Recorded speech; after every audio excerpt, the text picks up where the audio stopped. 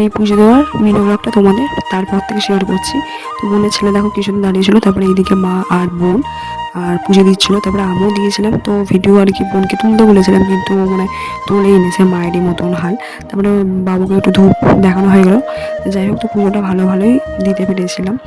আর তারপরে তোমাদেরকে একটা কথা বলি, আমাদের ঘরে এমনি গোপাল আছে, মানে পেতলের ছোটো, একদম ছোটো। তো তোমাদের একটা ঘটনা বলি, যখন আমি ছোটো ছিলাম না, আমার গোপালের প্রতিতে প্রচুর মানে টান ছিল। যখনই আমি পেতলের দোকানে যেতাম তখনই গোপাল দেখতাম। দক্ষিণেশ্বর থেকে ভাইকে নিয়ে এসেছিলাম। আর তারপরে আর একটা দেখছি গোপাল। তো যাই হোক, এটা তো ফেরত দিয়ে দেবো। তো এই মানে এটা অর্ডার কী করে হলো নিজেই জানি না। তারপর দেখছি মামার মেয়ে মানে অর্ডার দিয়েছিলো কোনো কারণে। ও বলছে না আমি দিইনি, তবে ও আমাকে দেখাচ্ছিলো। আমি জামাই ষষ্ঠীতে গিয়েছিলাম, বোনের এটা নেওয়ার ইচ্ছা ছিল, বলছে রবার্টের কী সুন্দর দেয় গোপাল। তো যাই হোক, তারপরে এটা তোমাদের আনবক্সিং ভিডিও তোমাদের একটু দেখিয়ে দিলাম এই একই সাথে।